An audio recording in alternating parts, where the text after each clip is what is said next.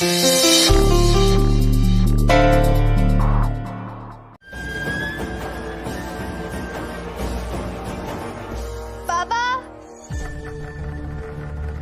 बाबा, ये क्या नौटंकी है? क्या हुआ?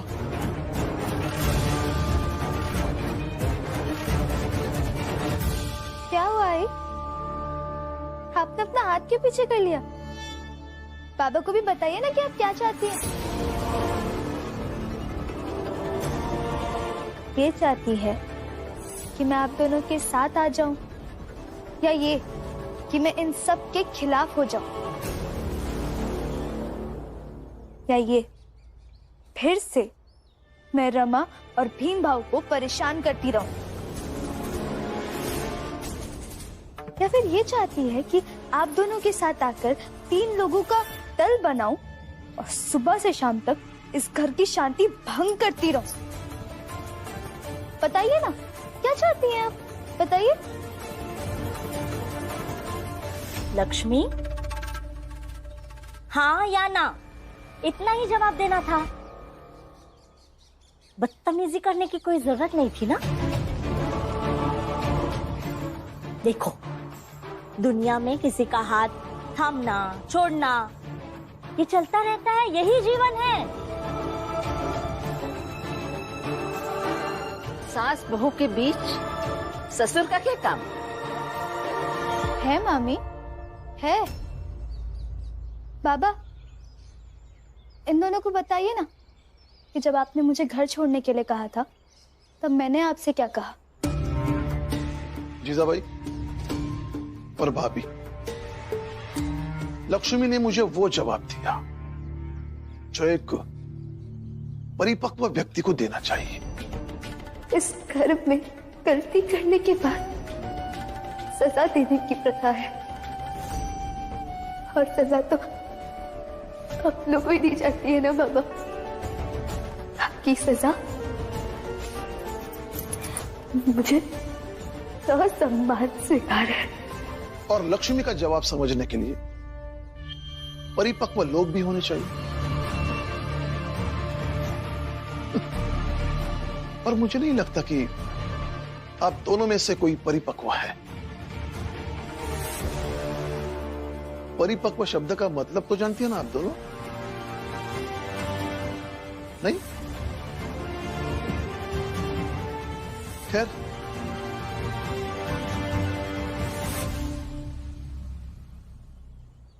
क्या पूछ रही थी? अब खुद का घर बुराई का अखाड़ा बन चुका है। हमारा घर, हमारा परिवार तोड़ने आई थी ना, देख अब खुद का घर टूट रहा है। हमारे घर की परवरिश और हमारे घर के संस्कार देखे हैं। हमारे बच्चे भीम, बाला और आनंद कभी भी एक दूसरे की बीवी को लालची और कामचोर नहीं कहते हैं। और यहाँ देखिए, आपके बच्चे जायदाद के लिए एक दूसरे को मारने को तैयार हो गए हैं। क्या देख क्या रही है? कहा था ना मैंने, जब पाप का घड़ा भर जाएगा तो टूट जाएगा। आपके पाप का घड़ा भर चुका है, टूट गया, और देखिए बिखर भी गया। अरे हटिए, छोड़ दो। पागल हो गए क्या? लड़की रहो दोनों। लड़ाई तो तब तक होगी जब तक हम लोग अलग नहीं हो जाएंगे। अरे पागल हो गए हो तुम दोनों? हाय,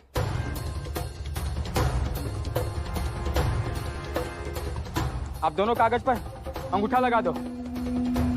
आधा इनका और आधा हमारा। फिर झगड़े की कोई बात ही नहीं होगी।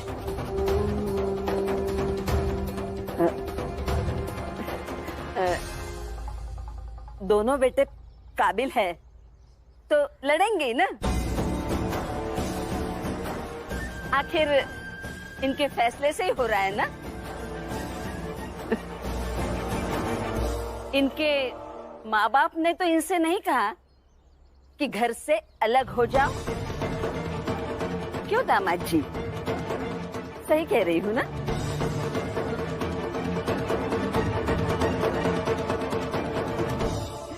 छोड़िए, दो।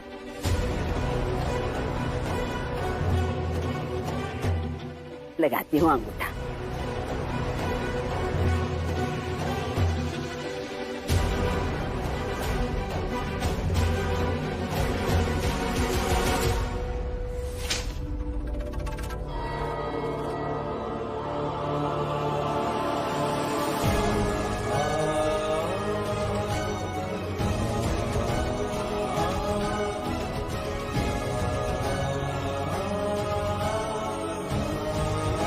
से वो जैसे रहना चाहे वैसे रहेंगे।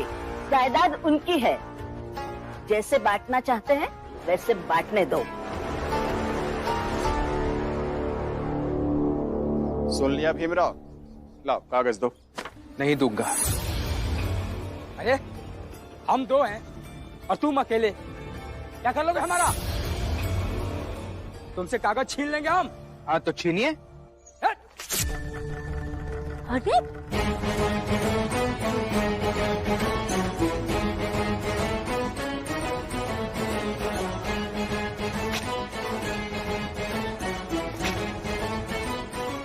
भाग दिया। क्या कर रहे हो?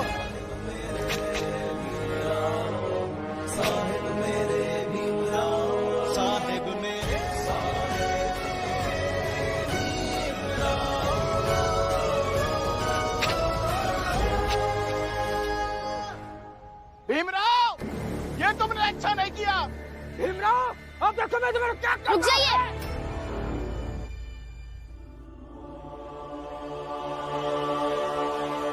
पीछे। भीमराव अंबेडकर मेरे पति है, ऐसे और कोई उन तक नहीं पहुंच सकता है।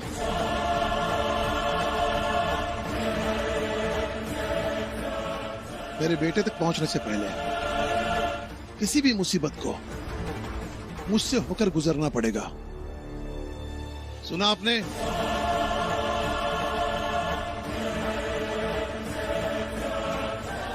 और हाँ,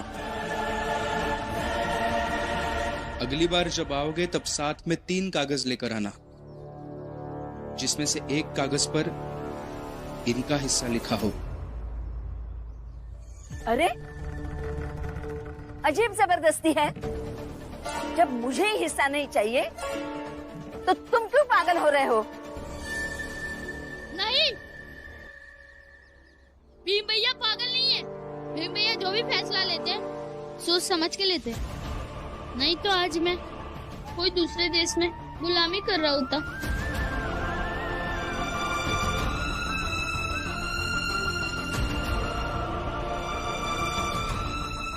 ओह, ऐसा है क्या? तो ठीक है, हम भी इधर ही बैठेंगे। क्यों? हाँ, और जब तक हमारा बंटवारा नहीं हो जाता अब हम यहाँ से कहीं नहीं जाएंगे। बैठो भैया। बैठो।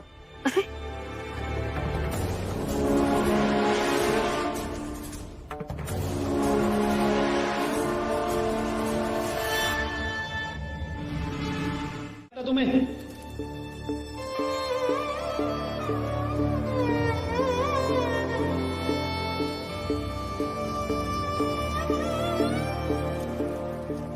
दीदी, ये आपके हाथ क्यों कांप रहे थे? पता नहीं रमा, क्या हो गया, अचानक ही ये हाथ कांपने लगा। पर तुम चिंता मत करो, अभी ठीक हो जाएगा। और देखो, ये सब्जी भी बन गई है। सच में अचानक से कांपने लगा तो फिर आप कुछ छुपा रही है? रमा, मैं क्या छुपाऊंगी तुमसे, कुछ नहीं छिपा रही हूँ। दीदी, आपका चेहरा बता रहा है कि आप कुछ तो छुपा रही है। क्या हुआ है? कुछ भी नहीं छिपा रही हूँ दीदी, आपको मेरी कसम है।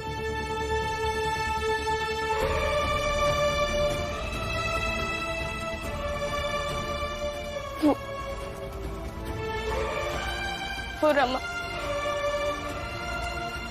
मैं जब भी खाने में नमक डालती थी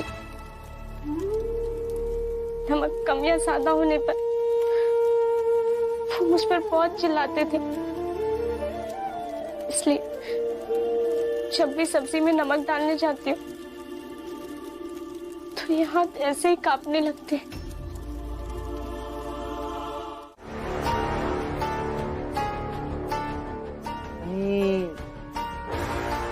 कहीं सड़क के बीचों बीच कोई नई क्रांति करने का विचार तो नहीं कर रहे हो? हाँ, नरोत्तम जोशी जी, वैसे देखा जाए तो भीम आप पर उपकार ही कर रहा है, और उपकार करना किसी क्रांति से कम तो नहीं है ना? हाँ? क्या कहा इसने? जोशी जी ये कह रहे हैं कि इस भीमराव ने आप पर एहसान किया है।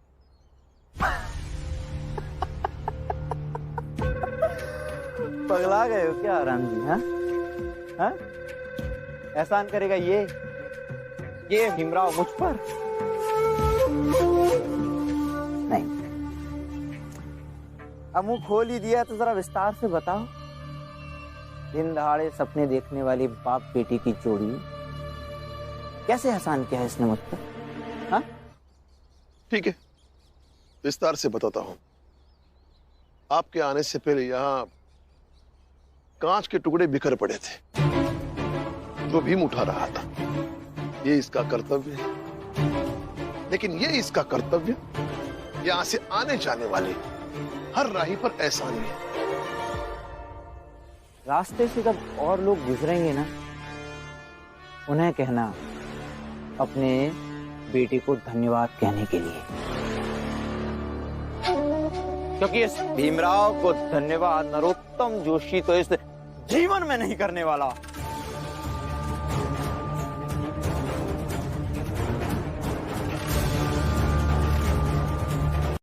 गुस्सा थूक दीजिए, जो हुआ सो हुआ, और मरने से कौन नहीं डरता है मालिक। मालिक, ये दोनों सगुना भाई के बेटे हैं। जायदाद के नाम पर एक घर है, उस घर का दोनों आपस में बंटवारा करने आए थे। आप बस ये कागज पे अंगूठा लगा दीजिए। ये कैसे कागज है? ये बंटवारे के कागजात हैं।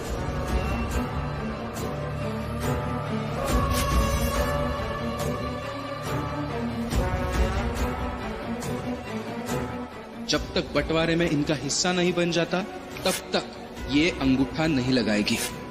अब जो हुआ सो हुआ, अब इन दोनों का मार्गदर्शन कीजिए ताकि ये भीम के प्रकोप से बच सके। ये मेरा दयालु स्वभाव समझता है। जा भेज उन दोनों को। खड़ा गया, जा। जी मालिक, धन्यवाद। प्रणाम मालिक। तुम दोनों की समस्या बहुत जटिल है, लेकिन चिंता मत करो, एकदम सही व्यक्ति के पास आए। एक उपाय है, बस तुम लोगों को एक छोटा सा काम करना होगा। मालिक, हम जायदाद के लिए कुछ भी करेंगे। जी मालिक। बहुत खूब, तो मार दो बुढ़िया को, मार दो बुढ़िया को और सारा इल्जाम लगाओ उस भीमराव पर। देखते ही देखते सारा खेल पलट जाएगा। क्या हुआ, सांप सूंघ गया क्या? देखो, फैसला तुम लोगों को करना है। लेकिन मालिक, ये देखो, ध्यान से सुनो। या तो जायदाद से संतोष करो, या फिर 2-4 दिन में जाने वाली माँ से। फैसला तुम्हारा है, सोच लो। ले अब एमा हम लोग का कर सकते हैं। अब फैसला तो सुरेश और रमेश का ही करेंगे।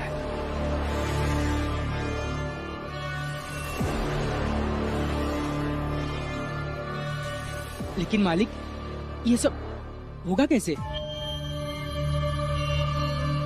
होगा, सब होगा। मेरी बात बहुत ध्यान से सुनो।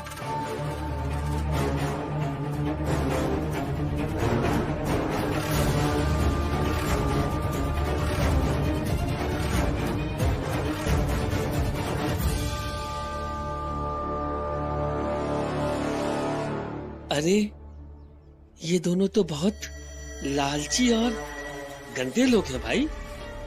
अपनी माँ को मारने के लिए तैयार हो गया। हितेश बाबू, तुम भी अजीब हो। माँ उसकी, जायदाद उनकी, वो चाहे मारे पीटे, हमें क्या करना है? हमें तो बस उस भीम को फंसाना है। मालिक मालिक जैसा जैसा आप कहेंगे वैसा ही हम करेंगे। भीम भैया,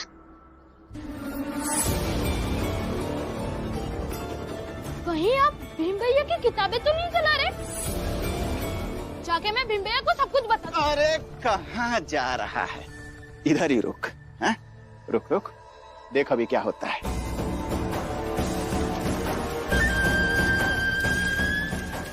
आप ये गलत कर रहे हैं। भीम भैया की किताबें मत जलाओ। चिल्लाता रहे। भीम भैया की किताब मत जलाओ। अरे तेरे भीम भाव की ताकत इन्हीं किताबों में है ना, तो आज इन्हीं किताबों को जलाकर राख कर देंगे। नहीं, ऐसा मत करो। भीम भैया की किताब मत जलाओ।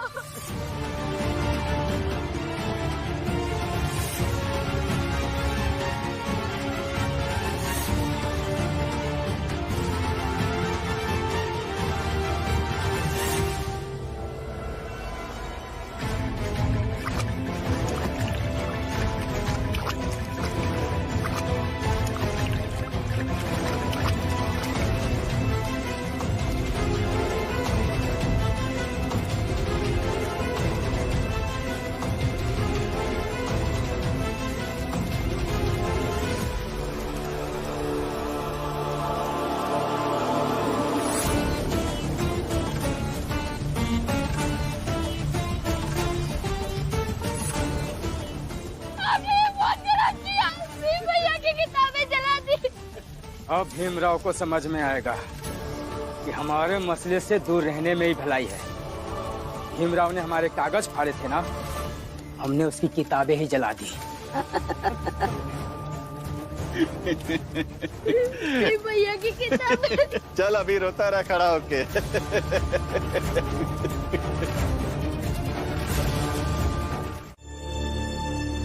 वहां जाकर आपने क्या क्या बात की, ये सब दीपक ने बताया मुझे।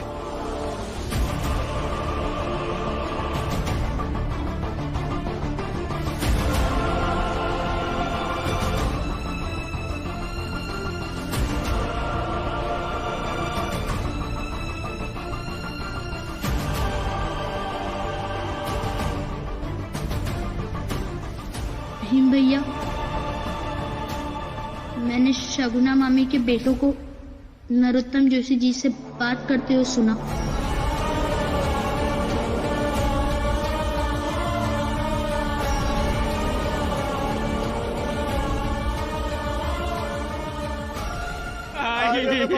हमें माफ कर दो भाई, हमें माफ कर दो भाई।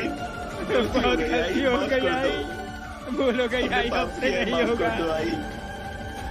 आई माफ कर दो।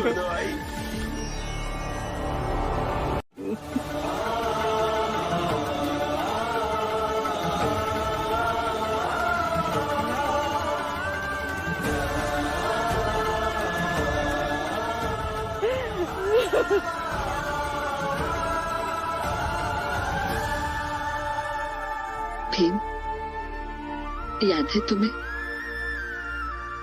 एक बार तुमने मुझसे पूछा था मैंने मेरे बच्चों को पढ़ाया क्यों नहीं। और आपके जो बेटे हैं गलत है, और आपने उन्हें बचपन से ही बहुत ही गलत बातें सिखाई समझाई है, और उन्हें विद्यालय में ना भेजने का आपका फैसला तो बहुत ज्यादा गलत है।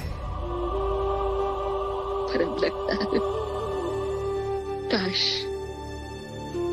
मैंने इन्हें पढ़ाया होता तो भीम के थोड़े से गुण तो इनमें आ जाते।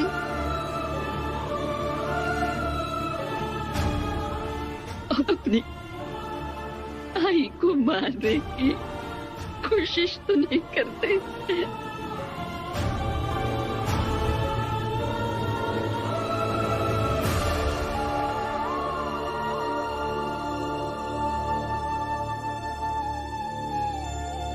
क्या हुआ भाभी?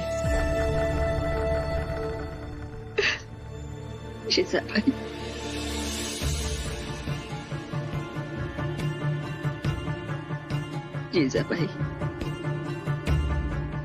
मैं तुम्हारा घर सुधारने आई थी ना।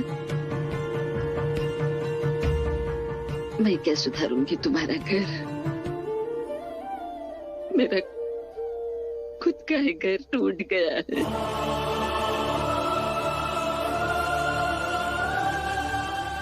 बिखर गया है मेरा परिवार, सब कुछ उजड़ गया है। अपना ख्याल रखना।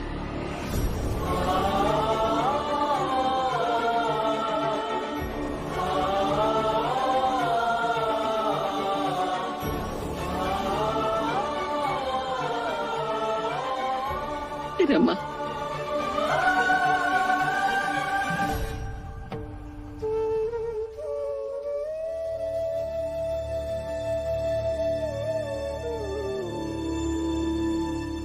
तुम्हें याद है मैं जब यहाँ आई थी तब तुम्हारा हाथ मरोड़ा था।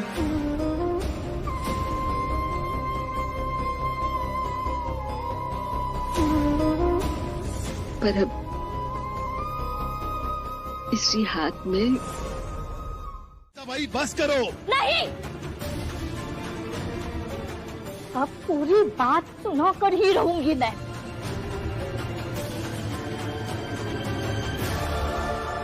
मेरी कोई अपनी संतान नहीं हो पाई क्योंकि तुम्हारे बाबा को लगा इनके बच्चों पर मेरी ममता अधूरी रह जाएगी।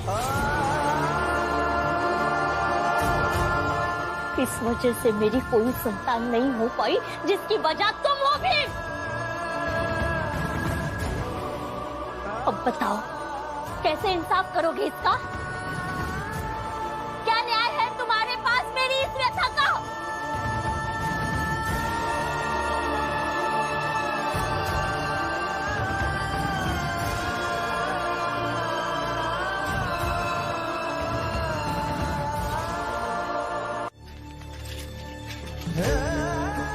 मेरी कोई अपनी संतान नहीं हो पाई क्योंकि तुम्हारे बाबा को लगा इनके बच्चों पर मेरी ममता अधूरी रह जाएगी। इस वजह से मेरी कोई संतान नहीं हो पाई जिसकी वजह तुम हो भी।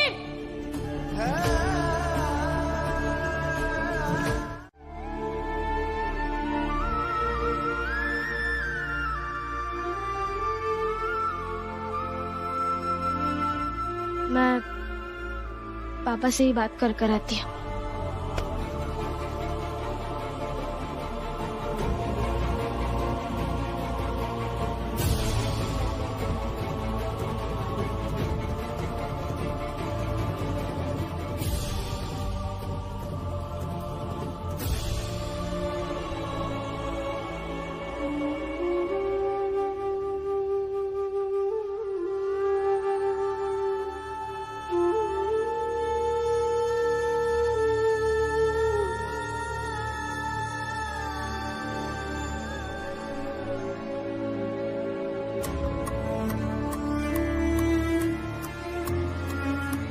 हुआ, अब पता नहीं क्या होगा।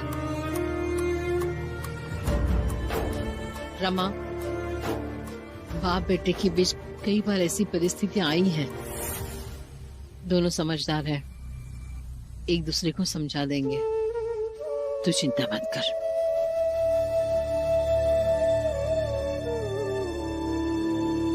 आपने गलत किया बाबा। एक औरत से उसके मां बनने का हक छीन लिया आपने।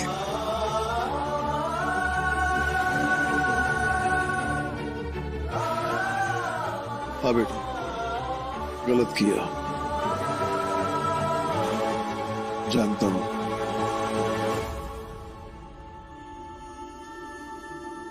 और उस दिन भी जानता था, मगर अफसोस नहीं। तब भी नहीं था, अब भी नहीं है।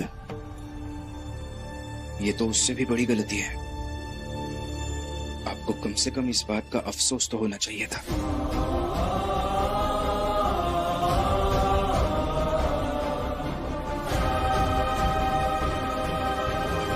आपके लिए चाय बनाती हूँ। और जो हो गया सो हो गया।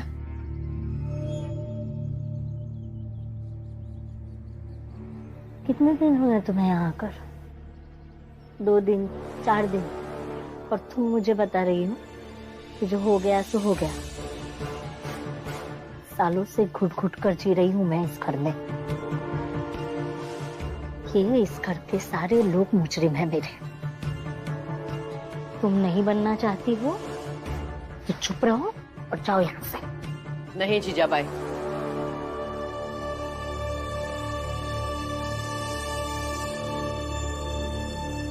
हम सब नहीं, तू खुद अपनी मुजरिम है।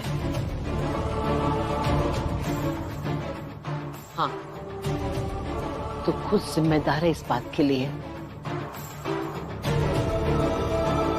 मैं भी एक औरत हूं, मैं समझ सकती हूँ तेरा दुख,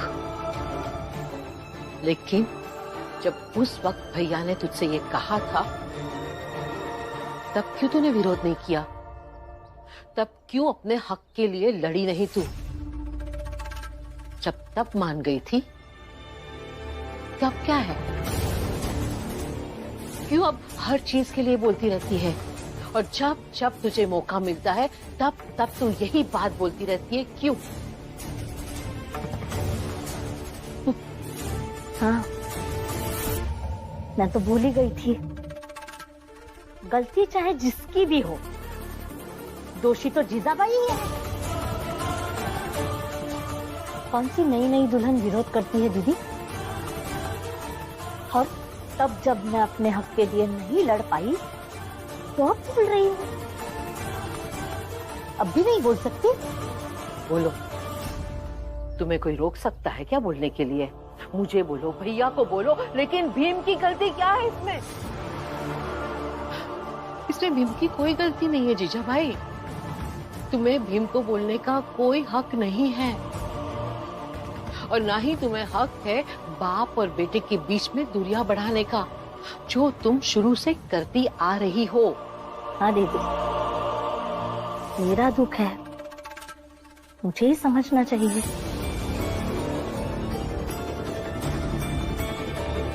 मैं जैसी हूँ वैसी हूँ,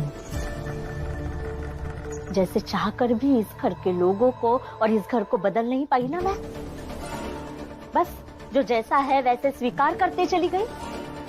इसलिए आपको भी मैं जैसी हूँ वैसे ही स्वीकार करना होगा। लो, भीमराव ने फिर से खेला खेल दिया। हा?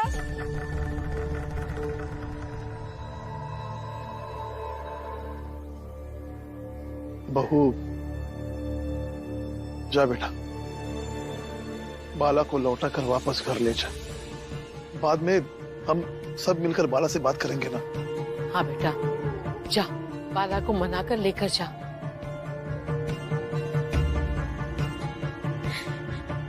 नहीं बुआ, भीम भाव ने मना किया है, तो मैं कहीं नहीं जाऊंगी।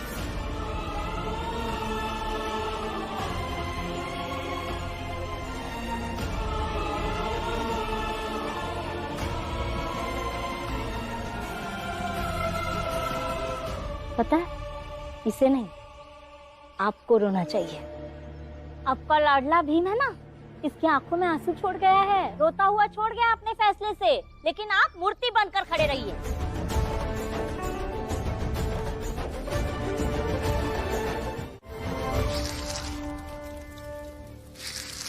ये धमकी हमेशा काम करती है, इस बात भी करेगी। करुणा को जैसे ही पता चलेगा कि मैं शहर छोड़कर जा रहा हूँ, तो भागते हुए आएगी यहाँ। लेकिन इस बार आपकी धमकी काम नहीं करेगी भैया। भाभी ने बताया मुझे, आपने पहले भी कई बार ऐसा किया है।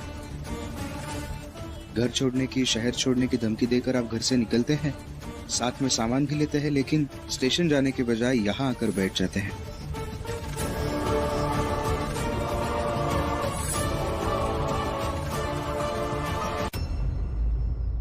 फिर तो तुम्हारी भाभी ने तुम्हें ये भी बताया होगा कि जब तक वो खुद यहाँ आकर मुझसे माफी मांग कर मुझे यहाँ से लेकर नहीं जाती, तब तक मैं यहाँ से नहीं जाता। हाँ बताया, मगर इस बार वो माफी मांगने नहीं आएगी। ठीक है, फिर इस बार मैं सच में चला जाता हूँ।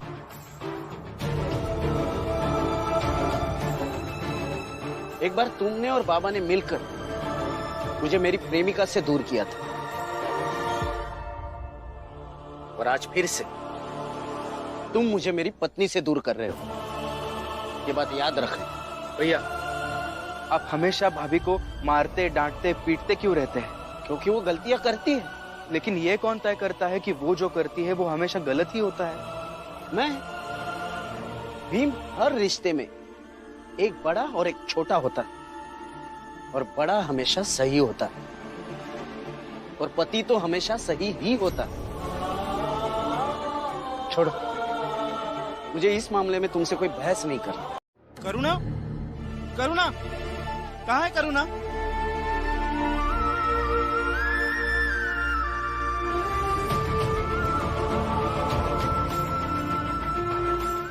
करुणा, करुणा, क्या हुआ तुम्हें?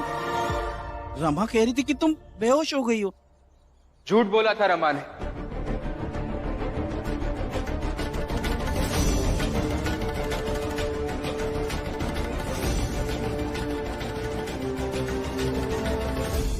झूठ बोला था ताकि हम भी देख सके कि भाभी के बेहोशी की खबर सुनकर आप क्या करते हैं। और आप दौड़ते हुए आ गए।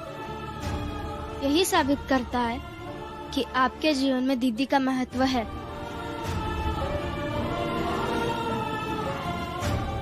और जिन रिश्तों का महत्व हो उसे संभाल कर भी रखना चाहिए।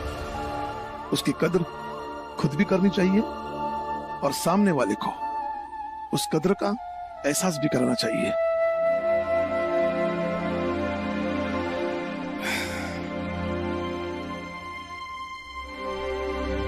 भैया,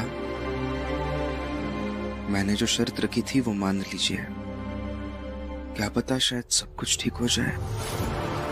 आप मुझे 10 दिन दे दीजिए। इन 10 दिनों में आपके सही और भाभी के गलत के बीच एक मुकाबला करवाएंगे। अगर आप जीत गए तो मैं मान लूंगा कि पति हमेशा सही होता है, लेकिन अगर आप हार गए तो आपको ईमानदारी से अपनी गलती कबूल करनी होगी और भाभी के साथ एक नए सिरे से रहना होगा।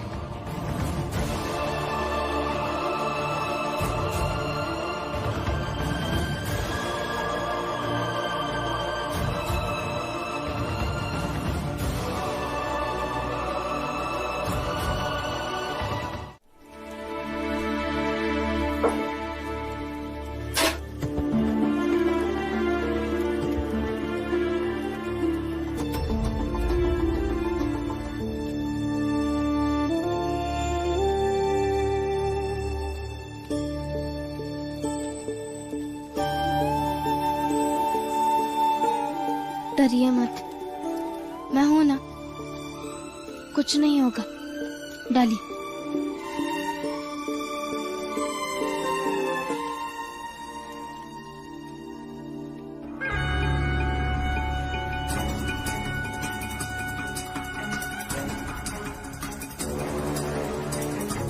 कल की बातों से भीम और उसके बाप के बीच जो आग लगी है उसे बुझने थोड़ी दूंगी मैं।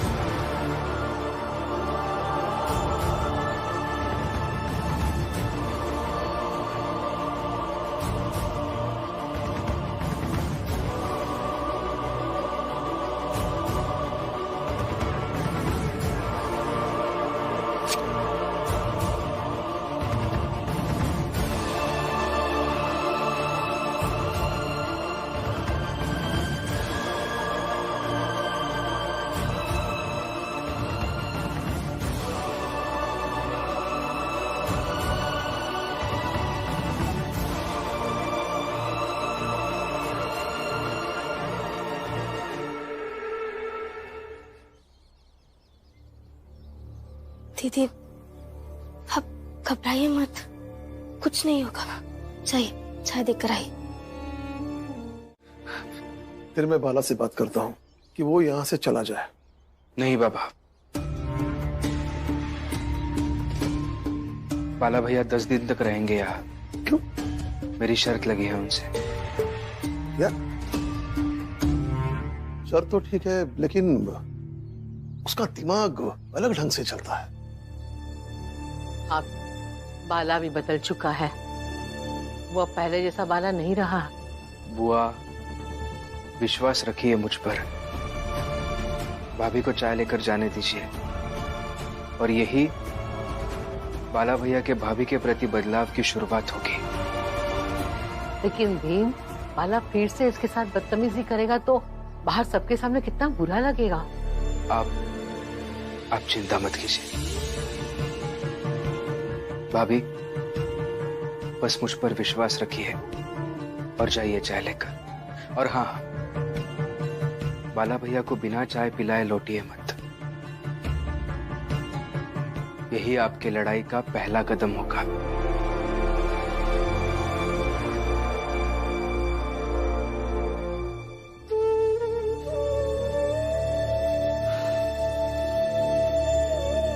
ठीक है भीम, मैं जाती हूँ।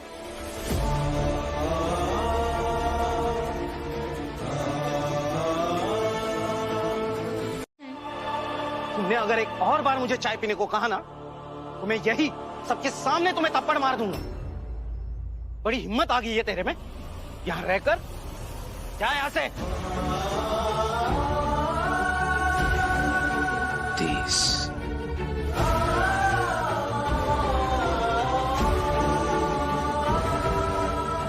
पी लीजिए चाय। तू ऐसे नहीं मानेगी ना।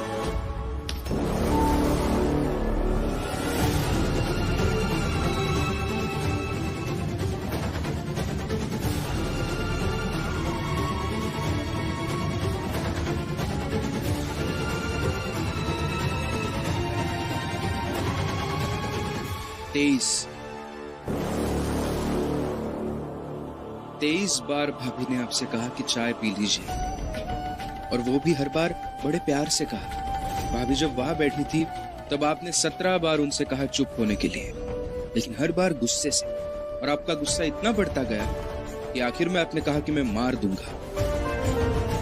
तब भी कहा और अब भी कहा। ये क्या बात हुई बाला भैया? मतलब जब भाभी आपसे कुछ कहेंगी तब आप गुस्सा होंगे, और जब आप भाभी से कुछ कहेंगे तब भी आप ही गुस्सा होंगे।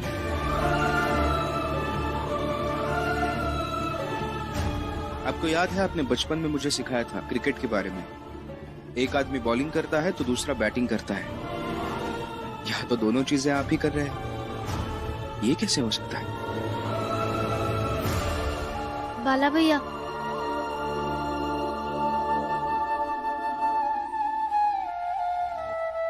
हम सभी आपको नीचा दिखाने के लिए या फिर नासमझ बताने के लिए कुछ नहीं कर रहे, बस जो रास्ते हैं वो हम समझा रहे। मेरा बस ये बाला सुधर जाए, हमारे लिए ना से, लेकिन अपनी पत्नी के लिए सुधर जाए, और फिर जीवन भर वैसा ही रहे। पता नहीं ये बाला कैसे भटक गया। बाला, तेरी पत्नी ने इतने प्यार से चाय बनाई है तो पी ले चाय। तमाशा तो तूने कर ही दिया है, अब चाय भी पी ले।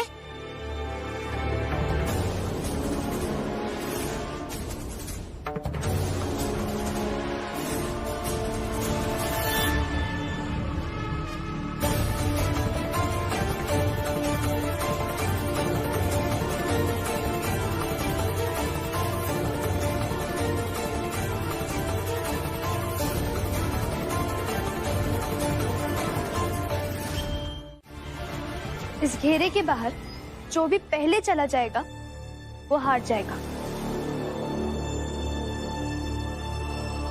और जो इस घेरे में रह जाएगा वो जीत जाएगा।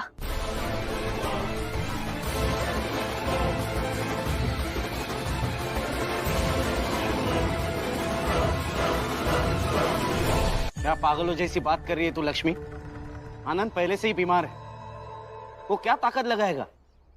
मैं तो उसे ऐसे ही हरा दूंगा।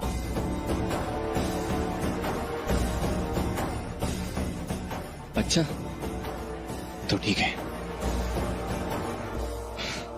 आनंद, अरे जाइए ना, तू मुझे भगाएगा? हाँ, खुद भगोड़ा है, मुझे भगाएगा तू?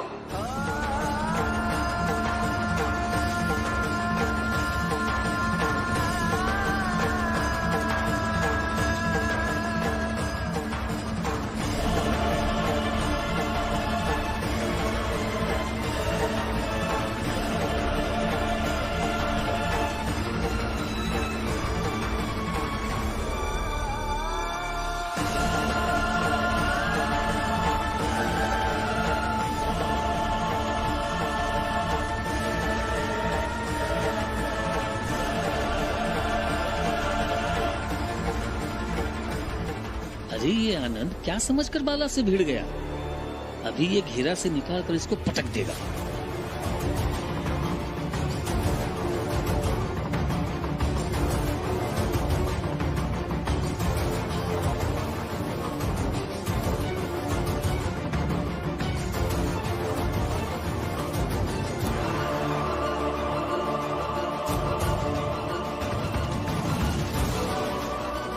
आनंद भैया, बाला भैया, ये क्या बच्चों जैसी हरकत कर रहे हो आप दोनों?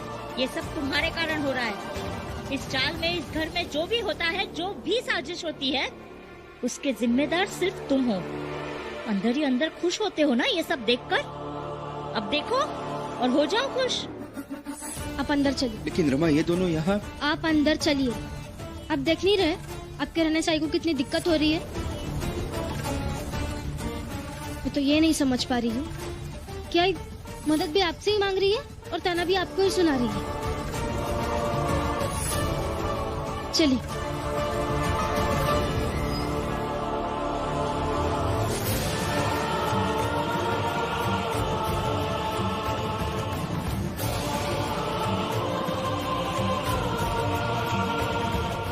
लड़ना बंद कीजिए, इसे मत लड़िए।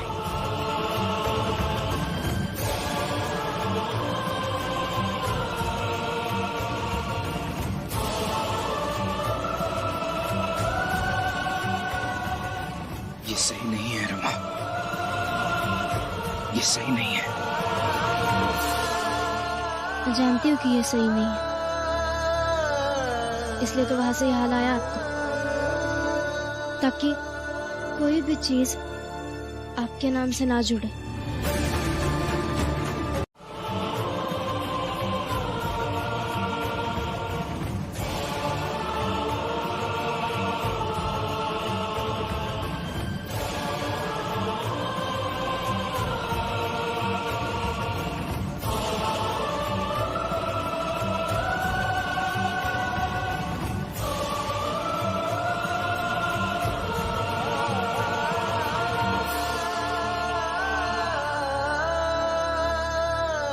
अक्सर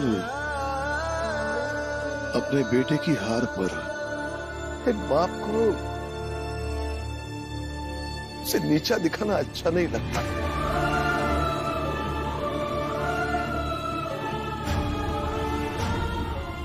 लेकिन जब बेटा अपनी मर्यादा, आदर्श, नीति भूल जाए तो उसका मजाक उड़ाना निश्चित है।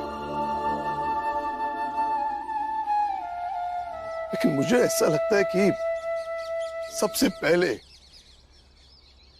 उसके बाप का मजाक उड़ाना शुरू कर देना चाहिए,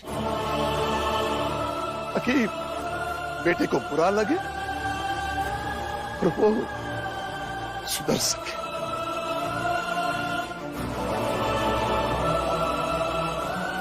बधाई हो आनंद, बधाई हो।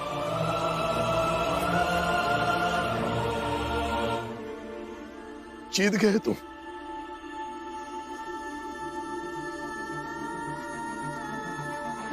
नहीं, तुम दोनों जीत गए और एक बाप हार गया।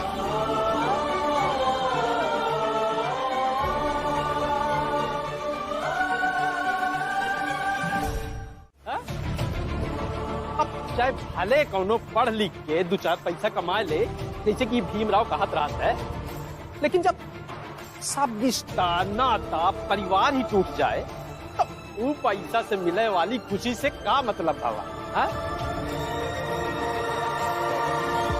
आप सबका मतलब अच्छे से समझते हैं हम। मौका मिला नहीं कि भीम और भीम से जुड़ी चीजों की शिकायत करने लगे। घर छोड़ के जाना और पढ़े लिखे होने के बीच में कोई संबंध नहीं है। और पढ़े लिखे जब अलग होते भी है ना, तो मर्यादा में रह के अलग होते हैं, लड़ झगड़ कर नहीं। और अगर आप लोग पढ़े लिखे होते तो ऐसे एक घर को बिखरता देख ताने नहीं मार रहे होते।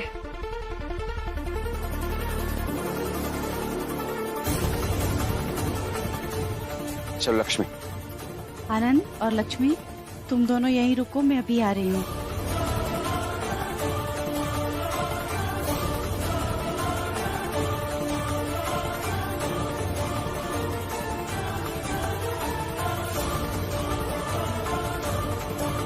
रामजी भाऊ,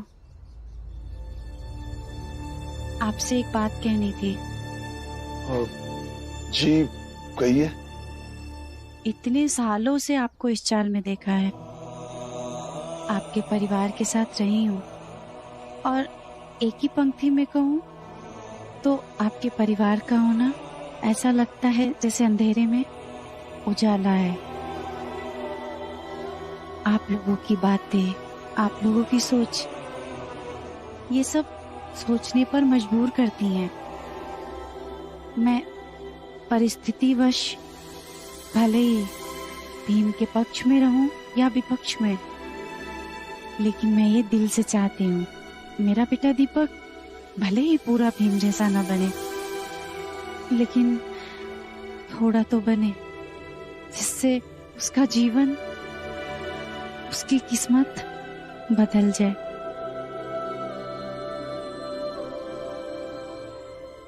लेकिन बाहर जैसी बातें चल रही हैं, जैसी बातें हो रही हैं, उन्हें सुनकर ये डर लग रहा है कि कहीं मेरा बेटा ये सच ना मानने लगे कि पढ़ाई लिखाई बुरी चीज है, पढ़ने लिखने से घर बिखर जाता है और वो उससे दूर हो जाए। और ये दूरी मैं बिल्कुल नहीं चाहती। हाँ, कई बार हालात के सामने मैं हार मान लेती हूँ, लेकिन मैं ये जानती हूँ कि यही पढ़ाई लिखाई, यही किताबें उसे एक दिन पक्के उसूल वाला व्यक्ति बनाएंगी। और मैं मानती हूँ कि आनंद और लक्ष्मी को सजा भी आपने अपने पक्के उसूल के कारण ही दी है, लेकिन दीपक अभी बहुत छोटा है, उसे ये सब कुछ नहीं समझेगा। उसे तो बस यही लगेगा कि आपका घर पढ़ा लिखा है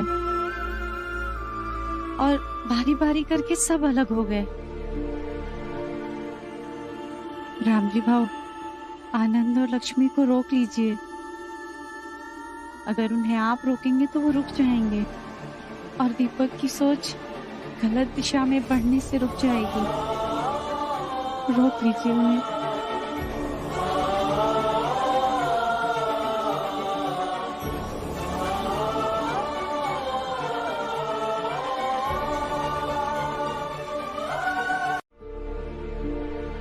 क्या हुआ?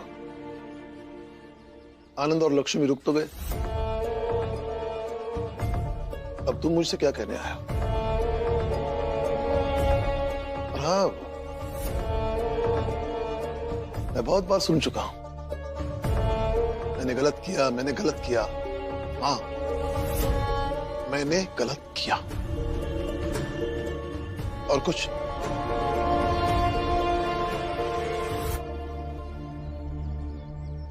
बाबा, पिता का प्रेम इतना शांत कैसे होता है?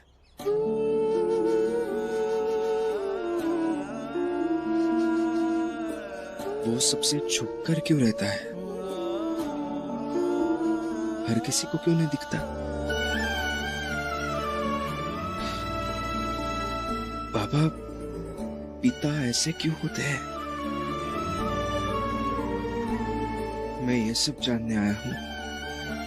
तुम क्या बोल रहे हो? मुझे कुछ समझ में नहीं आ रहा है।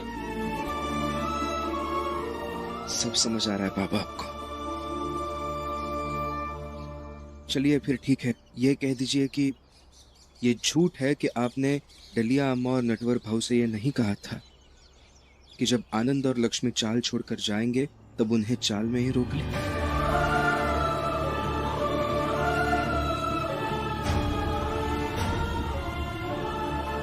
कह दीजिए ये झूठ है। नहीं, मैंने नहीं कहा था। पापा, ठीक से झूठ बोलना भी नहीं आता आपको। बाबा, आनंद भैया और बाला भैया से ज्यादा मैं आपके साथ रहा हूं, इसलिए ज्यादा अच्छे से जानता हूं आपको। इतना भी नासमझ नहीं हूं मैं। सिर्फ डलिया अम्मा ये सब करती तो मैं समझ सकता था, क्योंकि उन्होंने ये सब पहले भी किया है। लेकिन नटवर भाऊ, वो ऐसा कभी नहीं करेंगे। लेकिन फिर भी उन्होंने किया। इसका एक ही मतलब निकलता है बाबा, कि उन्हें किसी ने समझाया था, और वो आप ही है ना बाबा?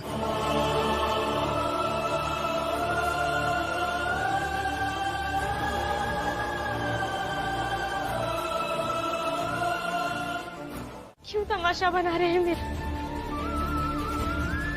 मत कीजिए ऐसा।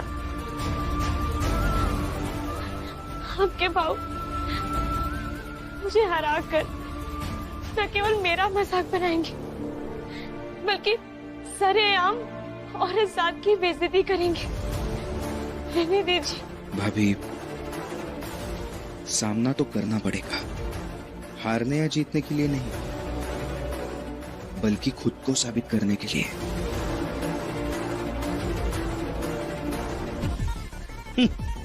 अरे हितेश काका, अरे जोकू काका, आइए आइए। अरे जनार्दन काका, आइए, कुछ बताना है आपको। सब लोग आ जाइए, सब लोग आइए। क्या हुआ?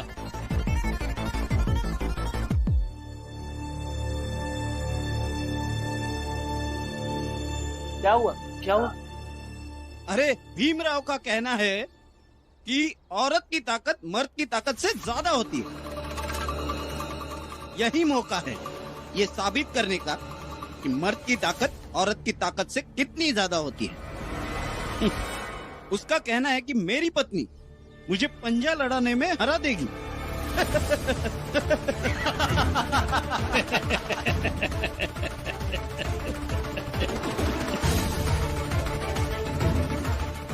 मैंने भी कह दिया कि यही खेल खेलना है तो यहाँ बाहर चाल वालों के बीच में आकर खेलो। सही है।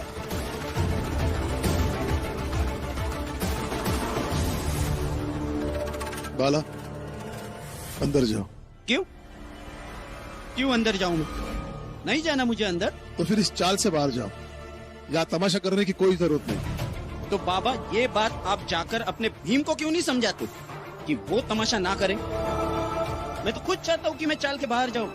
आप एक काम कीजिए ना, अपने छोटे बेटे से जाकर कहिए कि वो शर्त हार जाए और मुझे मेरी पत्नी को मेरी शर्तों पर ले जाने दे, फिर मैं चला जाऊंगा।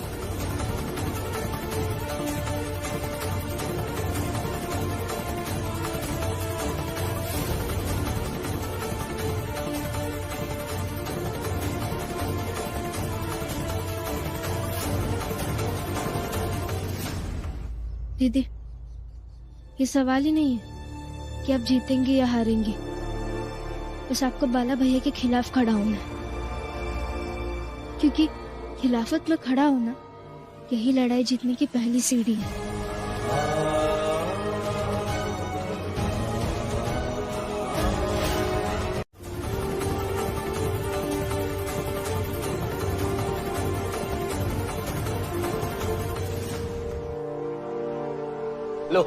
आगे।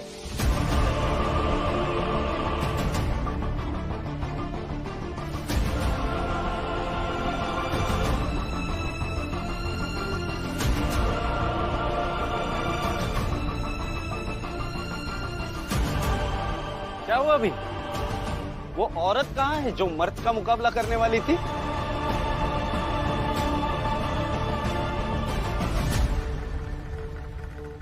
अरे बाला, सारी दुनिया को पता है कि एक औरत और एक मर्द का मुकाबला नहीं हो सकता, खासकर ताकत के मामले में। आज ज्यादा से ज्यादा एक औरत मर्द का साथ दे सकती है, लेकिन तुम्हारी पत्नी ये करेगी नहीं, क्योंकि तुम्हारे निकम्मे भाई के बहकावे में जो आ गई है वो। सही कह रही है जीजाबाई। बाला, तुम्हारी पत्नी इस मामले में समझदार निकली कि भीम की हवा हवाई बातों में नहीं आई और फैसला उसने अपने विवेक से लिया। भाभी, सामना तो करना पड़ेगा, हारने या जीतने के लिए नहीं, बल्कि खुद को साबित करने के लिए। सबसे बाला भैया के खिलाफ खड़ा हो, क्योंकि खिलाफत में खड़ा होना यही लड़ाई जीतने की पहली सीढ़ी है। क्या हुआ भीम? नहीं आई वो औरत? खेल खेलने से पहले ही हार मान ली? मतलब एक औरत की ताकत मर्द की ताकत से ज्यादा नहीं होती, ये फिर से एक बार साबित हो गया।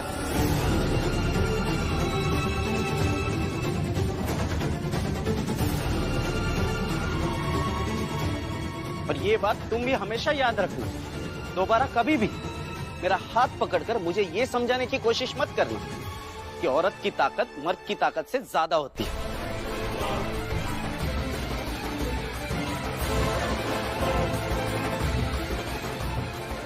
आप सब लोग भी जाओ, अपना अपना काम करो। रुक जाइए आप सभी लोग।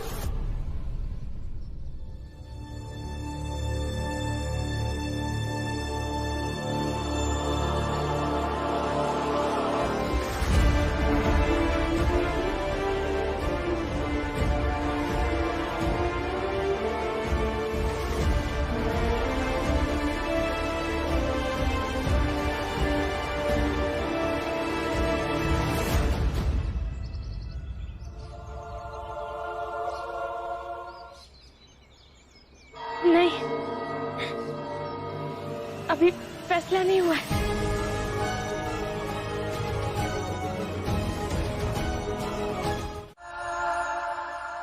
बाबा हमेशा ये साबित करते हैं कि उनकी जिंदगी में हमारी कोई अहमियत ही नहीं है। नहीं नहीं, ऐसा नहीं है पापा, तो चुप कर रहे हैं। वो तो बस मेरे किए की सजा दे रहे हैं। गिरमिटिया मजदूर तो मैं बनकर जाने वाली थी ना, अहमियत तो मैंने नहीं रखी उनकी अपने जीवन में। लेकिन लक्ष्मी, वो कब की बात है? अब एक बात को लेकर जिंदगी भर बाबा नाराज रहेंगे क्या? लेकिन वो बात सिर्फ बात नहीं थी। आपको याद है जब हम दोनों सब्जी मंडी जाया करते थे, वहाँ कोई ताजी या सस्ती सब्जी मिल जाती थी तो कैसे खुशी से आके बाबा को बताते थे ना। हमारे जीवन की ये छोटी मोटी बातें सुनने की आदत हो गई थी बाबा को, और जब अचानक से मैंने उनसे इतनी बड़ी बात छुपाई तो बुरा तो लगेगा ना।